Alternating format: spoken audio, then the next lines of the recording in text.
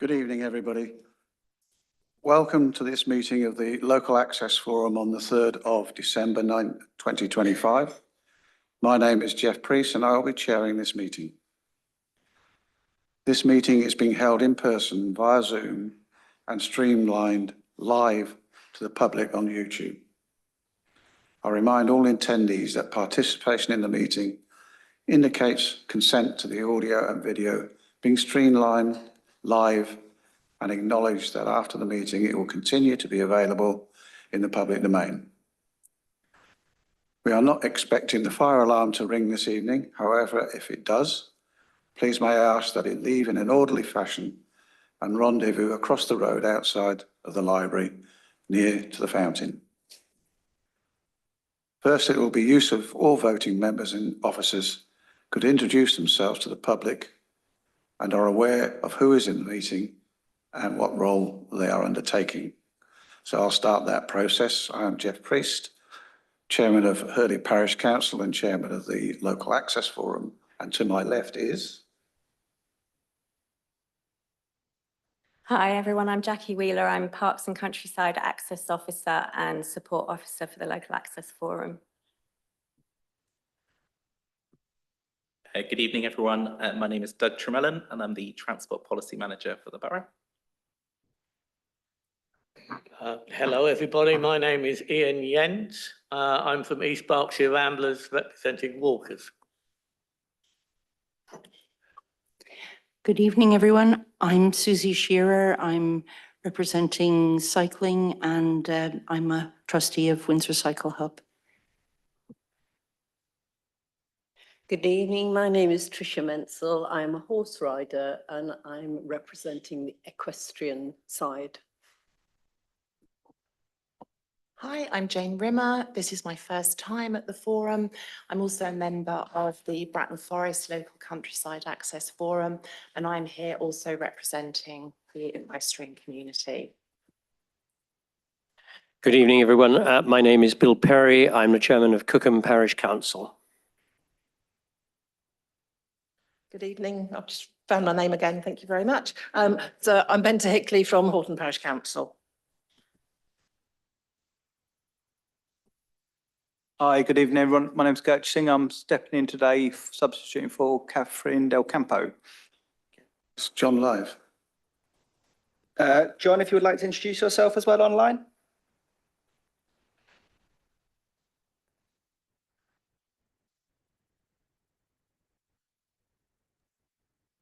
My name's John Keegan. I'm a walker. I am a member of the Ramblers, Windsor and District Walkers Group, and I act as a footpath officer for Slough. That's me, a new member. All right, thank you, John. I request that meeting participants do not speak unless I specifically invite them to do so. Once I've invited you to speak, before you do so, please state your name and the capacity in which you are speaking, if appropriate. I will also ask officers to speak at appropriate times. If any individual attempts to disrupt the meeting, I am able to use my powers in the Constitution to adjourn the meeting or have the individual removed. I would also like to remind councillors that to improve our time and effectiveness as a committee, I would ask you to please limit the repetition of points or questions which have already been raised by others. Where possible, please put forward all new points or questions which you would like raised during our recent request to speak. We will now start the agenda items. Do we have any apologies for absence, please? Yes, Chair. So we do have a couple of apologies tonight. So we have apologies from Alan Keane, Martin Richardson, Ian Harvey, and we've also had an apology from Councillor Del Campo, who is being substituted by Councillor Singh. Is Councillor Douglas on his, is he given apologies or is he on apologies? So apologies for Councillor Douglas as well. All right, thank you. Do we have any declarations of interest in the items raised in the agenda, please? No, none noted. Minutes of the last meeting. So, Jackie.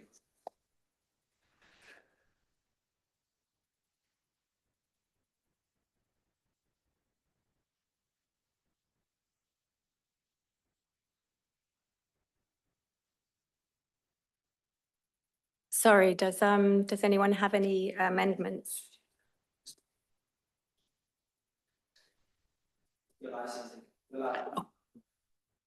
Thank you.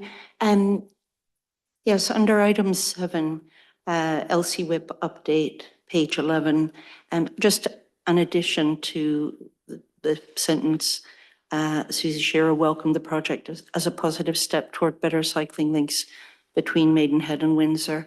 And the addition is an aspiration raised by the RBWM Wayfinding Working Group during development of the RBWM Cycling Action Plan in 2018.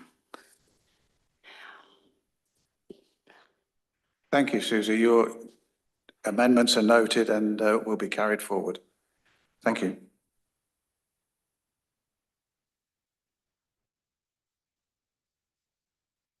Thanks, Jeff. So the next, oh, sorry, it's the membership update.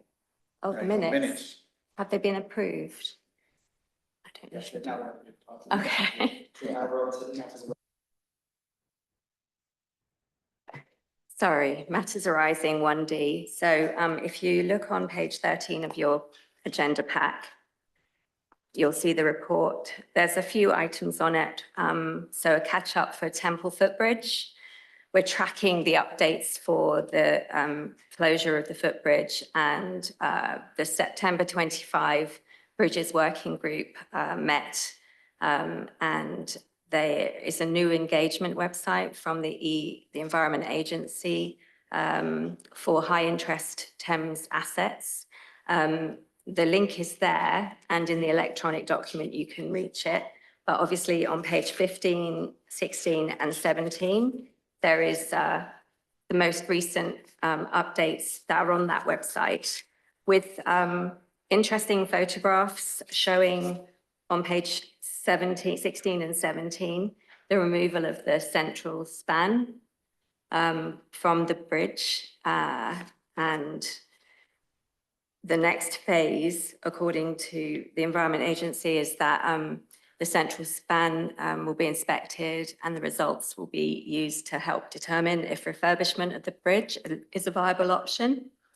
And due to the volume of tropical hardwood within the current bridge, as well as some design improvements that can be made, a major refurbishment might not be possible. So they're looking at the end of October 2026 to have an outline design or replacement. And obviously that will inform project cost estimates, and they're currently reviewing suitable government delivery frameworks to ensure the most appropriate contractor is identified. So it's going to be closed for quite some time to come still. Does anyone have anything further to add to that? We'll continue to track what's going on.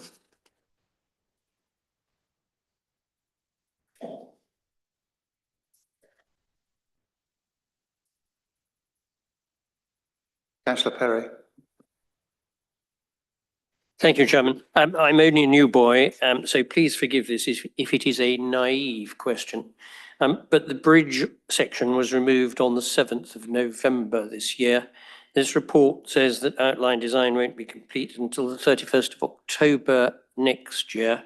That seems rather a long time, being a year to me. Do we know why it's going to take a year? The honest answer is no, and it's not surprising given we've been on this now for quite some time since they closed it, and the footpath, which is not the best choice of a diverted route, for some time, and the response times from the EA are protracted at the best. So it isn't surprising, and I don't think you can speed up the process either. Chairman, what can we do to try? We have tried, so has the local MP.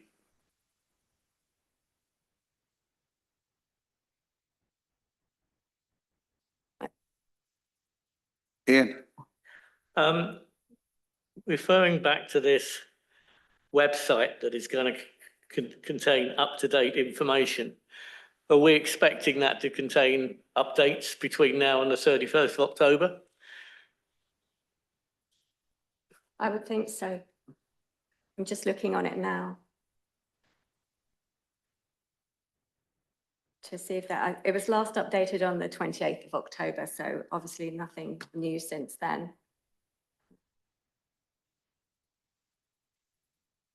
I think the honest answer is we'd like it to be, but we're not sure, given the speed at which they updated the main website on this.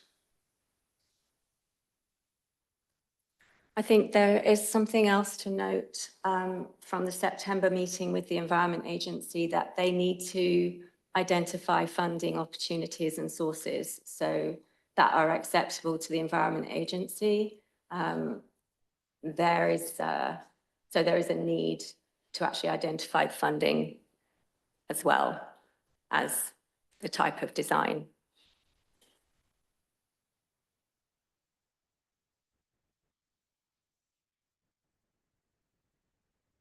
So to continue, the next item on the report for matters arising is about the possible redesign of the barriers along the Jubilee River. I hope everyone's familiar with the cycle and routes and bridleways along the Jubilee River, which is a really important asset in terms of walking and cycling between boroughs locally. And Sustrans have emailed to say that, when was this? So basically, the actual Jubilee River barriers are under the local highway authority's responsibilities all the way along the Jubilee River. It was something that was adopted under the original agreement. And looking at the Sustrans database, they've confirmed that 2 of the barriers are in RBWM, 10 are in Slough Borough Council area, and 8 are along the path in Buckinghamshire. So we've got relatively few in the borough, but obviously the whole route is available for our residents as well as every other residents who are local to the area. So Sustrans have said they will be redesigning the barriers on behalf of the local authorities. That is the question that's been asked, whether or not we'd be supportive of the barriers being redesigned, and whether or not then, if we are supportive, whether or not the barriers redesign whether there's any cost to local authorities, basically. I haven't had any response regarding that question yet. I don't know if there's anything anyone has to say on that.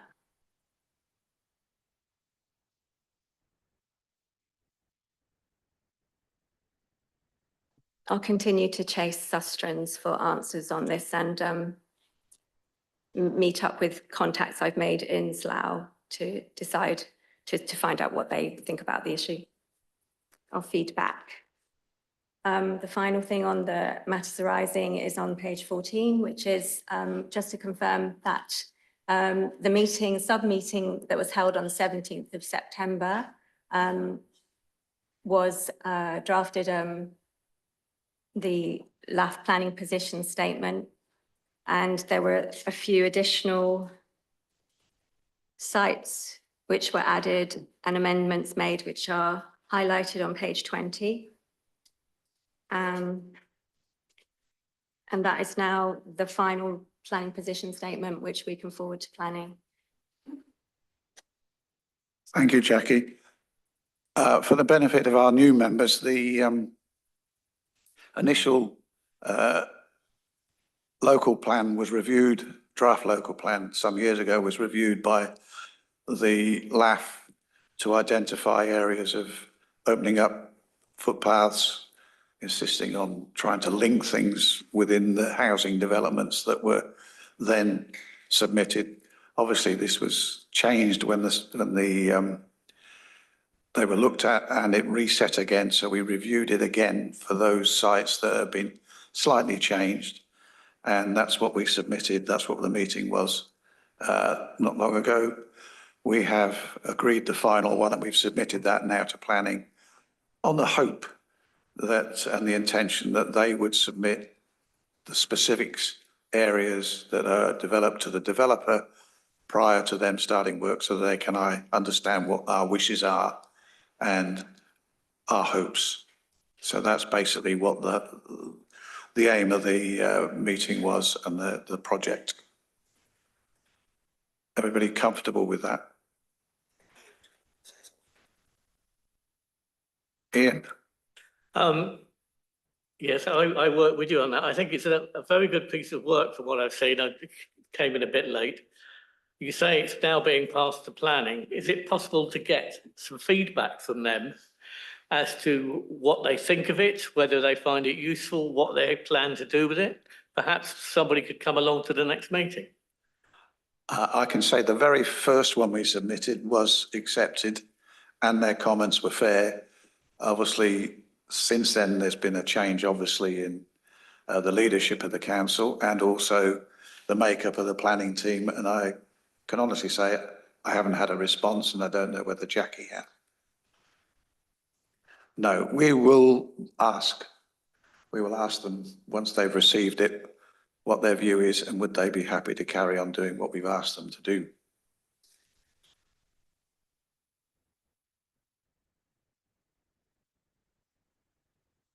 Membership update. Well, we're pleased to say that we have a number of new members who we welcome. John Keegan, who's on Zoom today. Jane Rimmer, who's equestrian and says we're willing to support everybody else, but that's a big change, having at least a couple of our members who are of the horsey world, shall we say. And Bill Perry, who's a councillor for Cookham and obviously has an interest in working with the LAF in relation to the local councils. We are, since the loss of Lisa, we are short of a member who can represent the less able of the residents' access to green areas.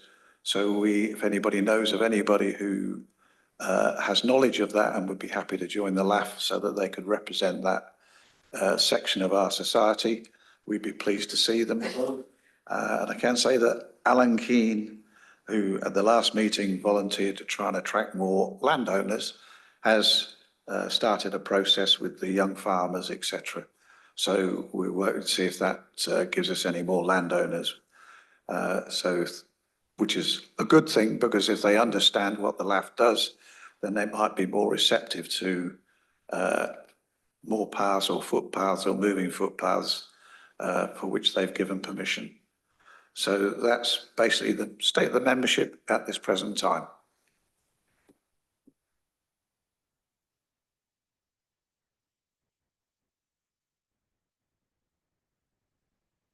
We now have the subgroup reports. I don't know which of you would like to go first, Susie, Tricia?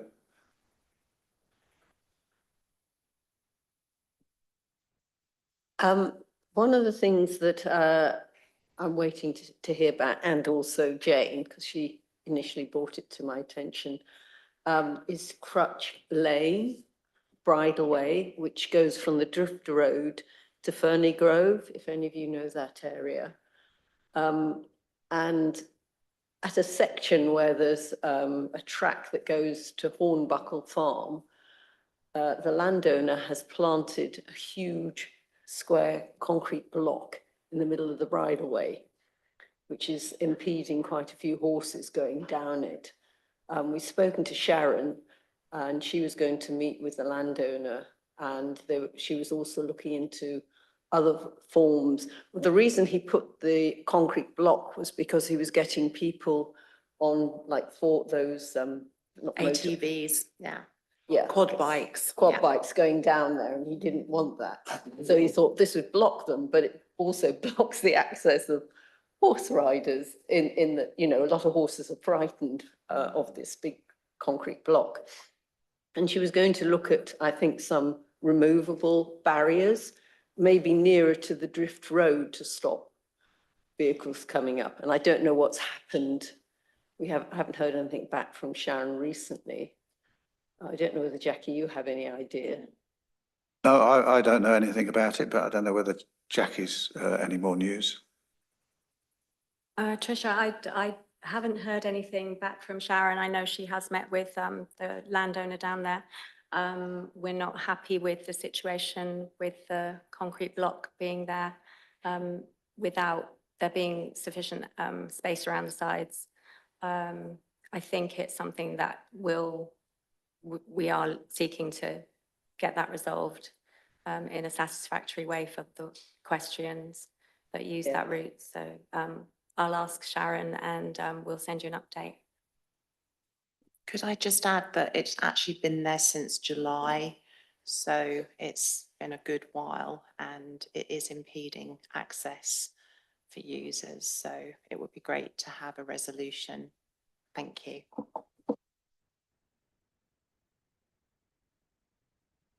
Thing which will probably come up, because I noticed you had in the agenda, was what I call the lower end of Thrift Road from Sturt Green, the new multi-use path, I think it's going to be for cyclists from Windsor to Maidenhead. And I was just wondering what has been decided about the surface of that path, because at the moment it looks like it's got very good smooth surface, and I don't know whether there's going to be some kind of topping on that, and to make sure that it's suitable not just for cyclists but also for horses, because if it gets wet, we don't really want a tarmac type road. So I don't know whether Doug has any further information on that, or Jackie, sorry. I think that will probably come up in conversation in the next item when we talk about active travel, and so perhaps Doug can give an update and we can look at the actual pictures in the pack.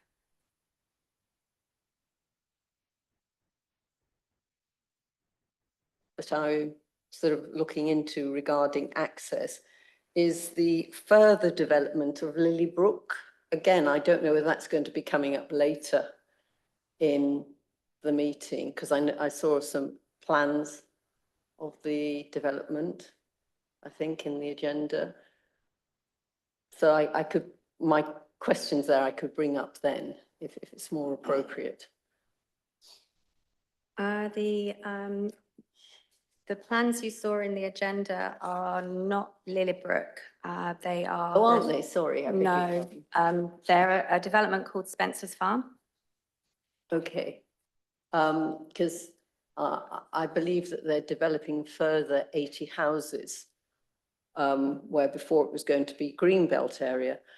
And my concern from a horse rider's perspective is you've got Driftwood and Ockwell now going to Ockwell Avenue. And otherwise, if horses want to come back by the other bridleway through Woodlands Park Avenue up Snows Hill to Paley Street, they would have to go along the main road, which obviously, once the development is done, is going to have far more traffic.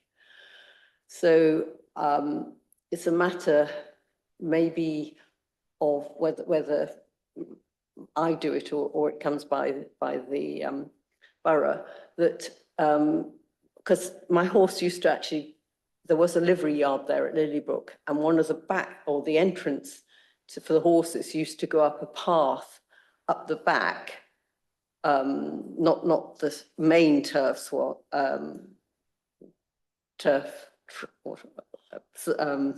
lawn, where the horses could go down there and then through the actual estate to get to Woodlands Avenue. But I believe the only exit there is an emergency one in Woodlands Avenue. But it would save horse riders having to go on the main road. So it was just something they had a planning, not a planning, but a discussion with the local community about the further development on, I think it was Wednesday evening. So I went along there just to see the development. I have brought it up with the developers, but and they weren't particularly aware that there's bridle paths on either, well, near enough on either side, but I thought I'd try and investigate a bit more of that. And also, I mean, it's an access for anyone, you know, cyclists as well as walkers, not just horse riders, because no one really wants to go on main roads, because there'll be a lot of traffic now on Woodlands Avenue. Thank you. Thank you, Tricia. Susie, you have one? Thank you, Chair. The Windsor Cycle Hub report is attached to the agenda. But I'd like to observe that the 5 main points in it are really all about community engagement. And that is a core principle, in addition to promoting cycling for all through the Windsor community, throughout the community. It's also about engaging with people and bringing people together in positive and constructive ways, and supporting individuals in various roles. One of them is our DV students. Currently we have 3, and they've been receiving mechanic training and then also putting that into practice on our Saturday bike kitchen sessions. They've been very effective in their work. They've been very highly praised by anyone receiving bike service from them, and they've proved an invaluable addition to the Cycle Hub, and we think we're attracting more. So that's a great development for them and for us. We're delighted that our bike library, which we've been mulling over for some time, and we had been approached by the borough to put one together. That's finally starting to take shape. We launched some repurposed bikes for use by refugees at the Holiday Inn in Maidenhead. And they were the bikes were very much appreciated. The response was heartwarming, and we feel it's an excellent and ideal way, really, to launch the bike library in the borough, because it's enabling people who wouldn't have access to bikes otherwise to do so, and with no commitment, no need to purchase the bikes. They can just use them when they need them. And that's also been undertaken with the RBWM resettlement team. So that's a great opportunity to link departments within the borough with the initiatives of the Cycle Hub. We're continuing to work with Sustrans and RBWM Transport and other officers on the bike bus, and we hope to see that coming to fruition probably in the spring now. We were very grateful to be included in the modal shift meeting, which Doug Tremelin organized recently, and you might be able to share more about that and feedback from other participants. And then we've started to engage with a new arts collaborative in Windsor called Other Space Arts. We were asked to provide some children's activities at a recent family activity day, and also in their night market, which is a new initiative. And that's taking place near our bike storage, which is in the Vanstart trading estate, and also on the infrastructure route that was the first LCWIP project. And again, Doug might be able to say more about that. So thank you. Thank you, Susie. Ian, do you have any comments on the Ramblers? Well, just to let you know that the group of path wardens, which are individuals from East Berks Ramblers, have started surveying a selection of paths which we'll report back at the end of, in the middle of January, as to the state and whether we find out any issues or anything. And we're going to be using, I found out this evening, we're going to be using a new system to enter any issues into directly for Sharon. Thank you. I've got- Now invite Doug to talk about LCWIP. Oh, wait, Oh, one sorry. second. Hang on. Can I just Yep. share something, Jeff? Yep. I just wanted to share the item on pages 25 to 30. So lots of photos to look at, but it's the site visit that took place to look at the Summerlees footbridge across the Thames, which is part of the National Cycle Network route, number 4. Martin Richardson, Ian came along, Councillor Larkham and Alan Keane. It was very wet, but but we looked at the bridge and saw all the repairs that have been undertaken by the landowner Summerlees, who own the bridge. And the status of the bridge is permissive footpaths with cyclists cyclists can use by dismounting and pushing their bikes across. The recent works that have taken place were looking good. The decking boards were the composite material, so which would have much more sort of lifespan than the wooden structure. But it was good to see on page 27. You can see under the bridge, the entire structure is very robust, and it's the wooden parts. The only wooden parts are the decking and the parapets that are going to be needing replacement from time to time. So that was good to know. The page 29 shows the actual crossing point and the access that links to it. And then page 31 is a little report that Martin did himself with concerns about the actual accessibility of the bridge because of the barriers that have been put on by the private landowner. Obviously, there are reasons for those, antisocial behaviour and in the past, which have caused the landowner to feel that they have to put those barriers in place. But it would be interesting to, I know in the past, the landowner's been approached to remove them and without success. So I don't know if members feel like that's worth doing again in some manner.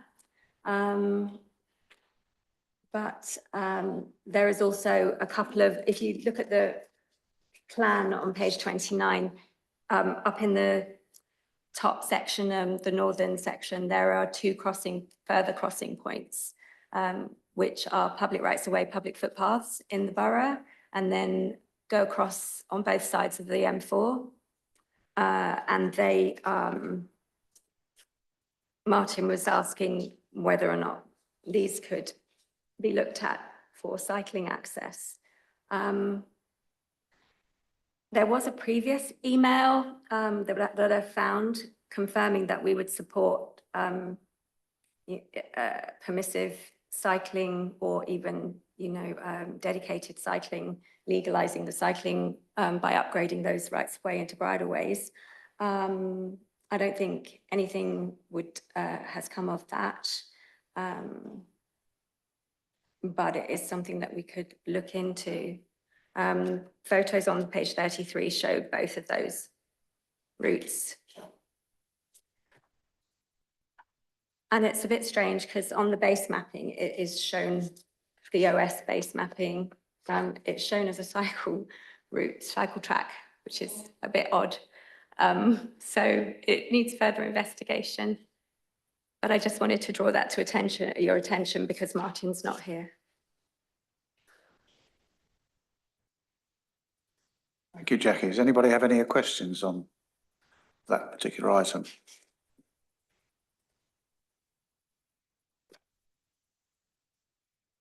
Councillor Singh.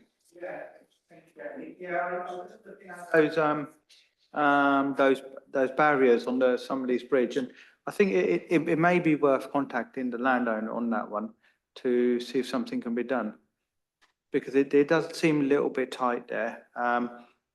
But also I was just thinking as well, there's also the application for footpath 19 as well in some of these. That's in the first plat, it's not on this site. There was an application to have that footpath moved to the side of the field to create the football pitch. Maybe perhaps we could have a conversation about that as well. So I know there's an order made, not at the rural, was it the Rural Access Forum?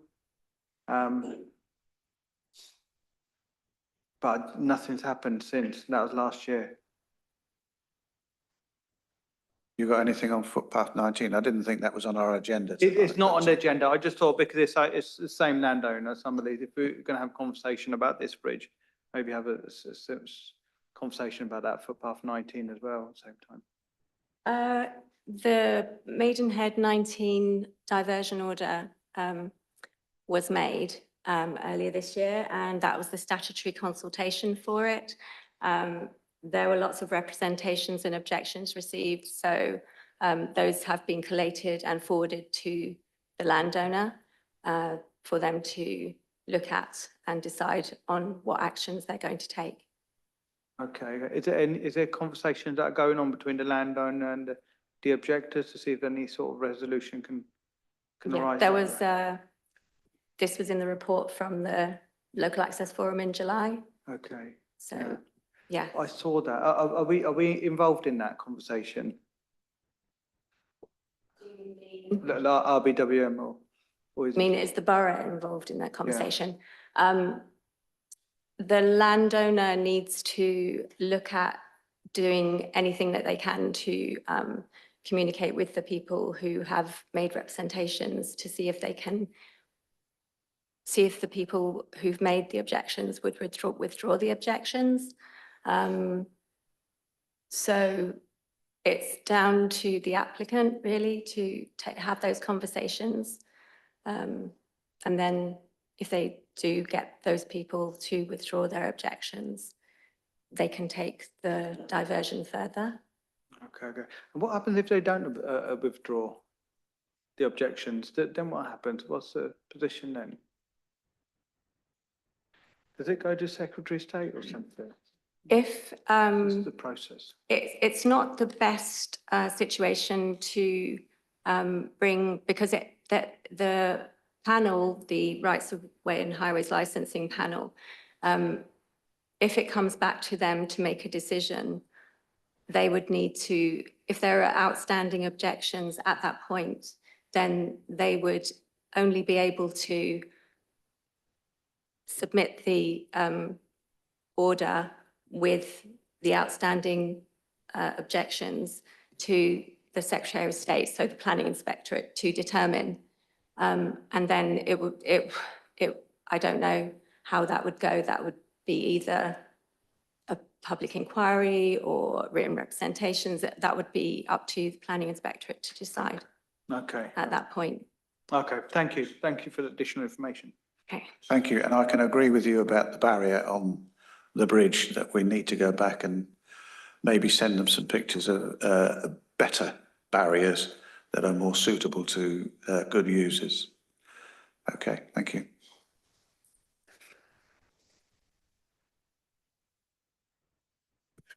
Doug, it's over to you, sir. Thank you very much, Chair, for having me along today. So I can offer a little bit of an overview of the local cycling and walking infrastructure plan, and particularly kind of the progress we've made to date acting on that plan. So to start with the things which are complete, so there's 3 new crossings on Horton Road and Datchet. There are improvements to the southern end of King Street in Maidenhead, to both for walking and cycling. There's improvements to the southern end of Cookham Road in Maidenhead in the form of some continuous footways. we included new crossings, footways and separate cycling facilities as part of the Hollyport roundabout improvements. Called Wallace Road and Maidenhead has benefited also from those continuous footways and traffic calming. There have been improvements to Stovall Road in Windsor, which is an alternative to improving the narrower and busier Arthur Road.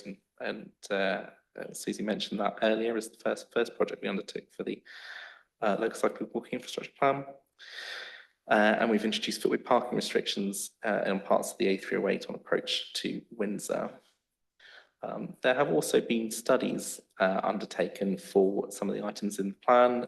So the crossing over Gringer Hill in Maidenhead, additional improvements in and around Maidenhead Town Centre.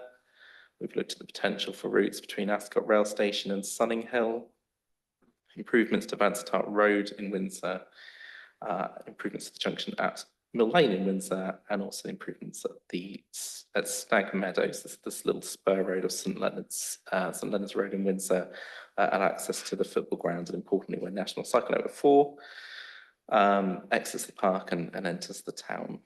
So that means there's been activity at 12 of the 25 locations that were picked out as priorities for further investigation in the plan. We've also taken opportunities as they've arisen to undertake additional projects. So where we can see a fit with building out the planned network or connecting into it. The plan has been instrumental in sharing with developers our vision for a walking and cycling network across the borough that connects up and integrating these into new developments.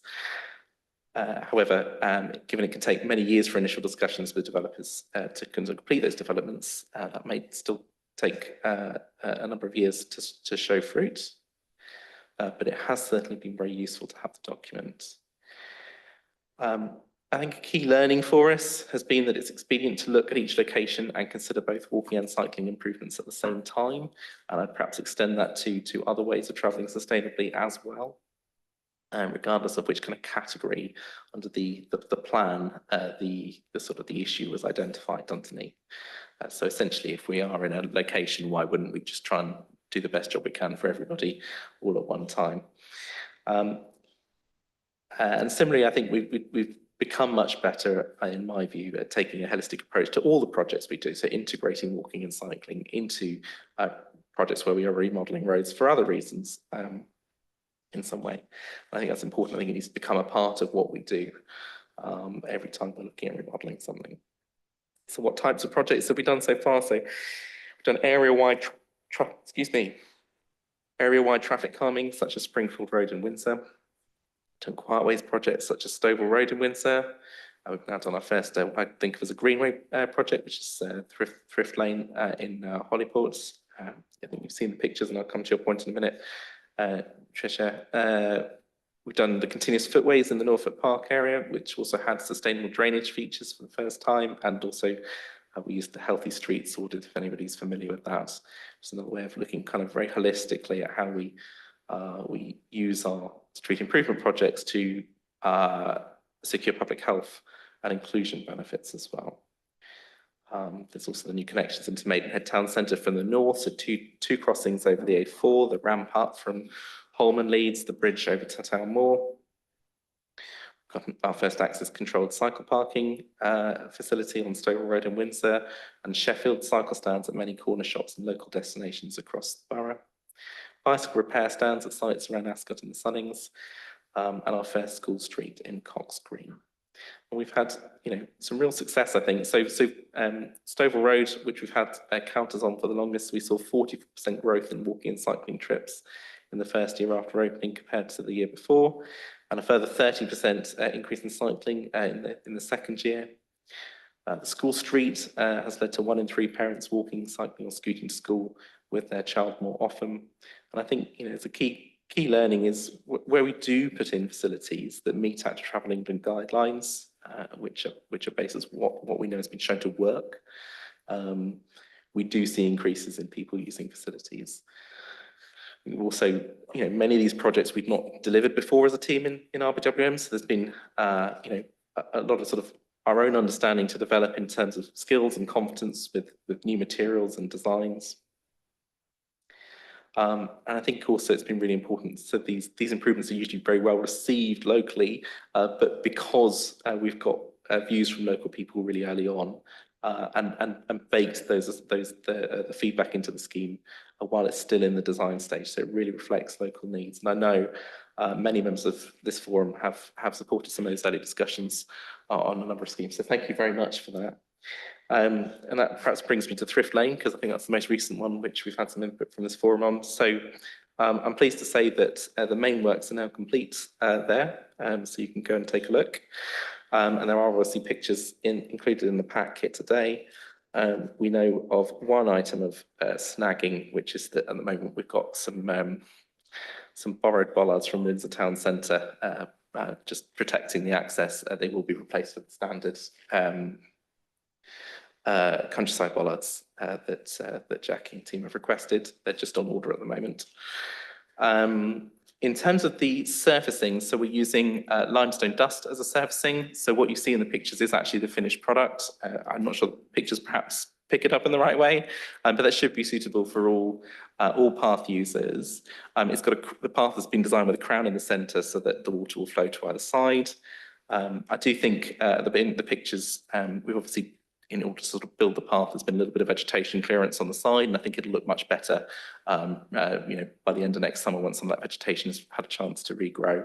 But overall, you know, we think that's we think that we've delivered what we set out to deliver, and I hope the forum will agree that is a good facility for all users. Susie mentioned a multimodal meeting that happened earlier this summer, so a little bit of background to that. We were approached by Wokingham Borough Council, so one of our neighbours here, who wanted to come to the borough to the day on a sort of a knowledge exchange trip, I suppose, to look at some of the projects that we've been delivering and talk to us about them. And in turn share, you know, some of their own experiences delivering similar things. That was an opportunity for officers to make sure we're not just living in our own bubble, but talking to colleagues who have experience elsewhere as well. And the Windsor Cycle Hub were very kind in hosting us that day, and I think we had Wokingham Borough there, we had Bracknell Borough as well, and I don't think either of those boroughs have an organisation such as that. And I think they were really, you know, impressed and interested in the work that you do, and went away rather hoping there might be some interest from people in their areas to set something similar up. So that was really fantastic, and we're very grateful to you. That's what the update that I wanted to give today, but obviously if there's questions from the forum, I'm very happy to take them. Thank you. Thank you very much, Doug. Does anybody have any questions for Doug? Like when it gets wet, does it just sink through? Because as we know, there's cooling, and then you get slightly bigger holes, and I'm just wondering. I just don't know. Haven't been there to see what the surface is like. Thank you.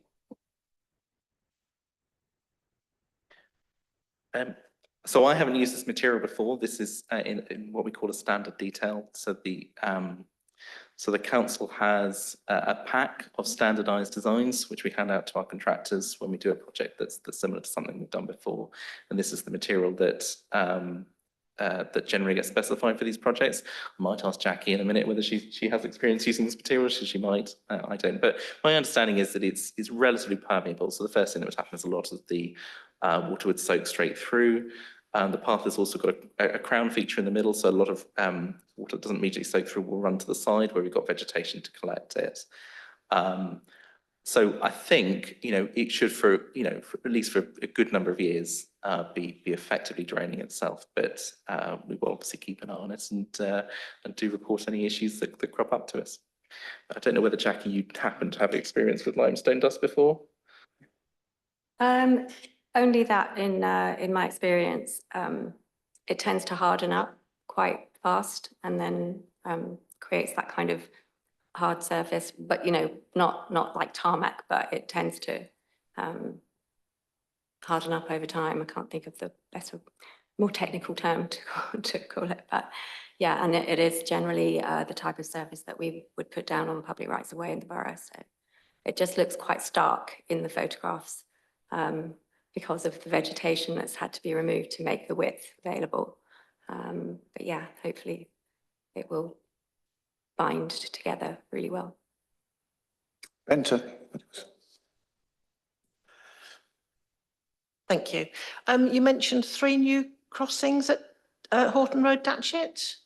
Have you got locations for those? Because I haven't noticed them. I know there was, this was a couple of years ago now, I should say. There's a zebra crossing that's gone in at the, I think, my compass point's right, the northeast side of the park, so towards the Ditton Road end of the park. Okay. And I think there's 2 informal crossings that are then located between there and the town centre on Horton Road. Okay, thank you. Outstanding. Should look out for them. Thank you, Doug. Can I just ask? Sorry, can I just ask a question, Doug? So the updates that you, for the LCWIP, are they available on the website? Not currently. But so we haven't been reporting those in a published format at the moment. I mean, if a group like this would like to request that, I'm sure that's something that can be arranged. Next item, Spencer's Wood.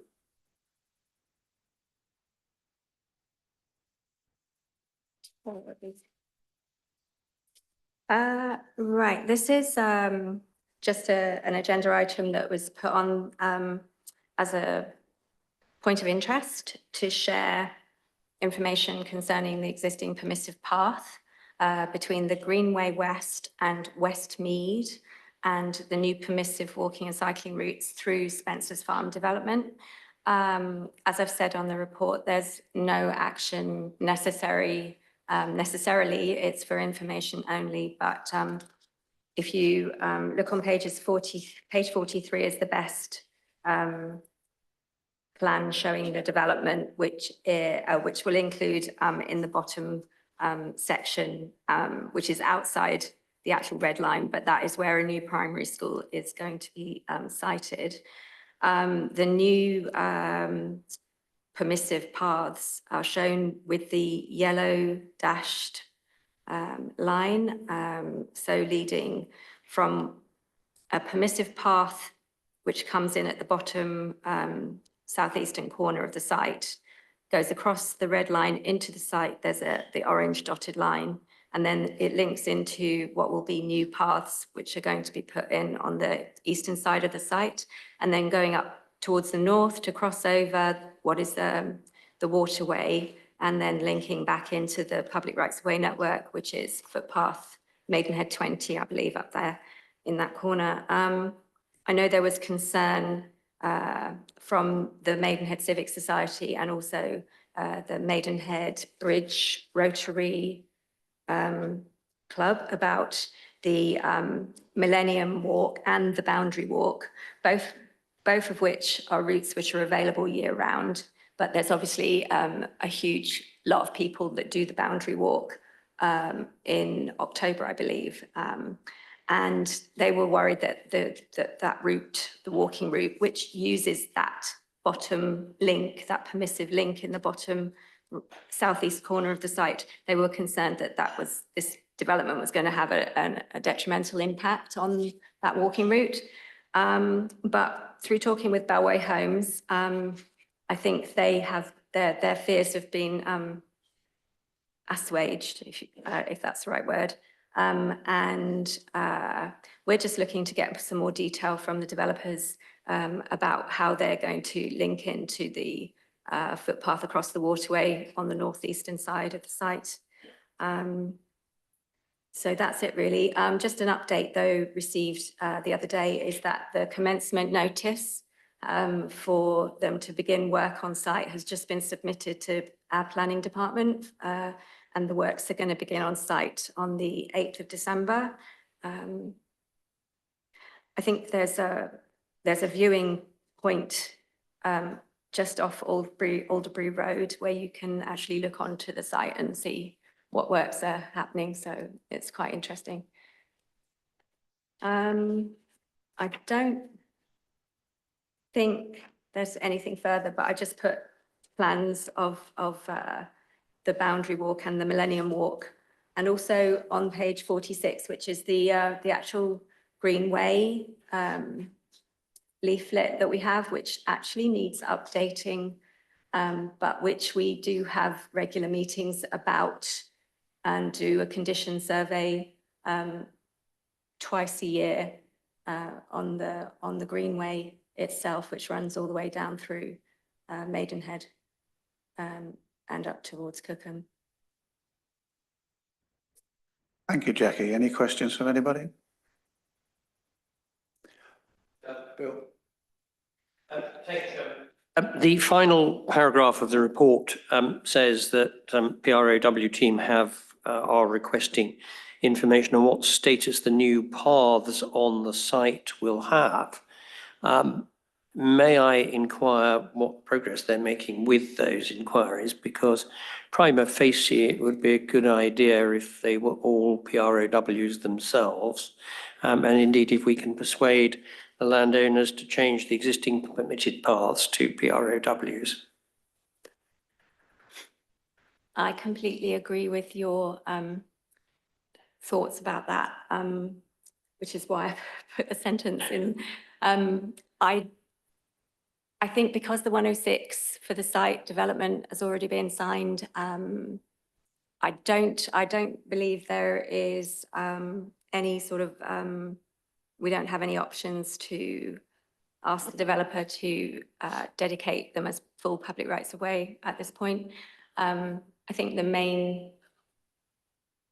the moment with planning, they tend to go the permissive route, which is okay because we don't then take on maintenance of the paths as well, long term. But obviously there is a worry over permissive paths with the landowner being able to remove the permission.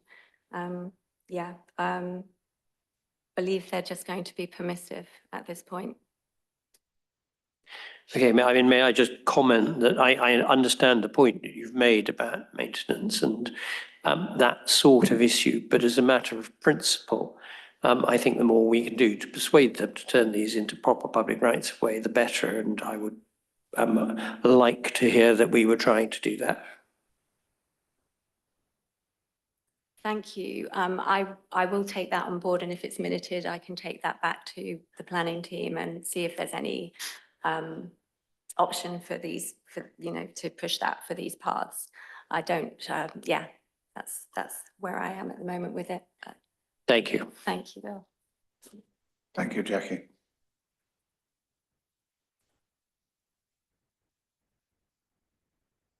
Outdoor recreation and access to nature.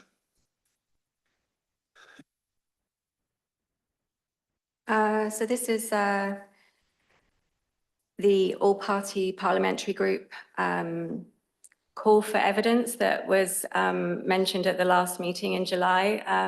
There wasn't much time to feed into that process as a local access forum. Unfortunately, we didn't hear about it in time, but the results of that call for evidence has resulted in a really interesting document called Outdoors for All, which is now recommendations to the government to make quite a lot of changes, which we would all really, I think, support. If you do get a chance to read it and look at various aspects of it, the link is in the papers, I believe, but I did email it around to everyone when Tricia brought it to my attention as well.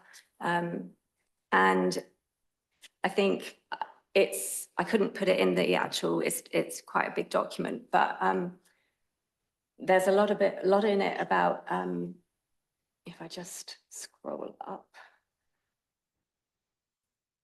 there's a lot in it about expanding access, improving existing access, It's also about accessing blue spaces, so the inland waterways, and governance, strategy and accountability, awareness and education, children spending time outdoors, promoting health and well-being outcomes, planning and transport.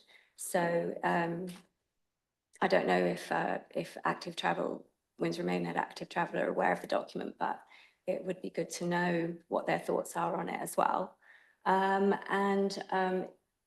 Further down in the document, the interesting part that to me is improving existing access. They're looking at one of the recommendations is to support for local highway authorities. So this would be legislate to establish an access to nature investment strategy, enabling local highway authorities to apply for resources based on assessed local needs and opportunities aligned with national priorities. And this will link in with the rights of way improvement plans that the local authorities have had to have a duty to put together, and which we've not had, any proper funding. There has it's always been an aspirational document. So it would be good to push for that. And also there's one there about legislating to end landowners' right to retain stiles on public rights of way, requiring all to be replaced with accessible alternatives within a certain time period. It says 5 years here, which is a really important one too. I think all of these are really, really important recommendations to government, but we'll just have to see whether or not the government takes this on and does anything about these things, and what can the Local Access Forum do in terms of persuading them to do those things. I don't know if anyone's got anything they want to say. Thank you, Jackie. Any comments, questions? Susie? Thank you, Chair. I very quickly skimmed the report, and it is extremely interesting, and all of the work that neighbourhood plans have been doing, wild groups, there are 6 in the borough, any groups involved with cycling, active travel, horse riding. It speaks to everything that we've been aspiring to and working towards. I wonder if it would be possible to have a subgroup meeting at which we discuss the document and talk about some of the comments and recommendations we might like to make. Thank you. It will not be happening for a good few months, given the time of season we're at. I think the best thing we can do is for Jackie just to circulate an email showing that's our intention, and to see what response we get, who can make a meeting. But it's going to be February, I would guess, before we'd even think about being able to get together. So, but it makes sense that we have a dedicated body looking at it, and there may be other members of the forum who aren't within the subgroups who would still want to participate. So I think that's probably the best way of doing it. Okay. Yeah, I'd be happy to send out that email and see who's interested in coming to a subgroup.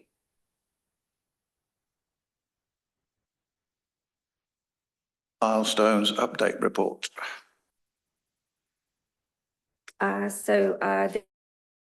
This is just a one-pager on page 51. And this is for just to give you an update on the objectives and targets that we work to on an annual basis in the milestone statement. So this is the 25 to 26. So this will come to an end at the end of March. And we will be putting out the normal annual consultation on the milestone statement to the local access forum and also to all the parish councils. That will be done sort of over the January period. So you can see that these targets, which are pulled from the milestone statement, the first one is to ensure that all public rights of way are easy to use by members of the public. This is the percentage figure is taken from the condition surveys that the East Berkshire Ramblers volunteer to do for us, and the results from those surveys mean that in spring of this year, there was 91.37% of the network that was easy to use. Our target is 95, so 95%. So that's a bit under, but it could mean that there might have been a couple of longer paths that failed for one reason or another, that can sort of drag the percentage down a little bit. We're still waiting. The autumn survey is being undertaken as we speak, so we will have the figure in March to share. And the next one is that we're up to a total of 4 on our target to carry out 10 major surface improvements or vegetation clearances, and a couple of those in Cookham, 1 in Eton, 1 in Bray. The next is we're already surpassing our target to replace or repair 7 bridges, which is always an issue for us in the borough. The next one is that the network is well publicised. So one of the targets is to produce 1 new parish rights of way leaflet. We haven't got anything in the offing at the moment, I'm afraid, with that, but we would hopefully put out a call to any parish councils that don't have a rights of way leaflet and would like help with putting one together, that we can help with that. The next one, WP2, is to assist others to produce effective promotional material. So in red, I've put walks for all project, but with no progress next to it, because I didn't want to take it off the list in case we do get some people, perhaps Ian and someone with him, who could look at that project again. And also in red is the Hurley reprint of the Parish Walks leaflet that they've got, which is something that's being worked on at the moment. We don't have, AC1 is one of those targets that's very hard to achieve, actually creation of a new path or public rights of way or permitted way. And so that is at 0 at the moment. And then the final one is to make 10 physical access improvements, which can be replacing a stile with a gate or gap, or just facilitating people who have mobility issues, helping them to use paths. So it can be a whole myriad of things, and there's 4 on that list at the moment. If anyone has any questions, I'd be happy to try and answer. Thank you, Jackie. Do we have any? Tricia?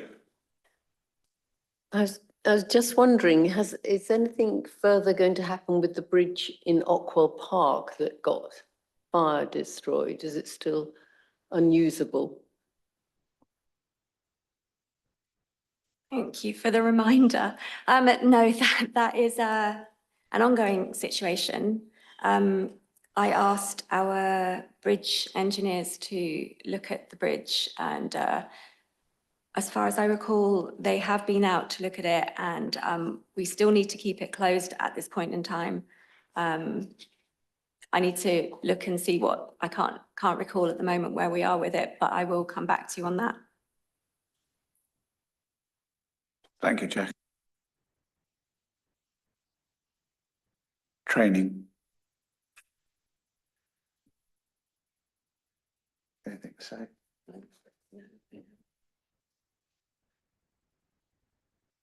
The training situation is it really hasn't changed very much. There aren't that many training courses available, and most of our councillors are, or members of the LAF are fairly efficient in what we do. So unless something new comes up or interesting, then that sector is, that agenda item will remain as it is. Horizon scanning. So horizon scanning, I've got a couple future site visits, potentially to go and look at the Thames Path in Eton, where we've recently, or there's still ongoing works down there to improve the surface where it leads into the Brocas in Windsor, where it's usually very, very muddy. And also there's been an area where the bank was eroding and falling in to the river. And there's been, we've reclaimed that area now. I'll send some photos around so everyone can see what I mean. But that work was funded through the Thames Path Partnership, and with Eton College providing access to the contractor.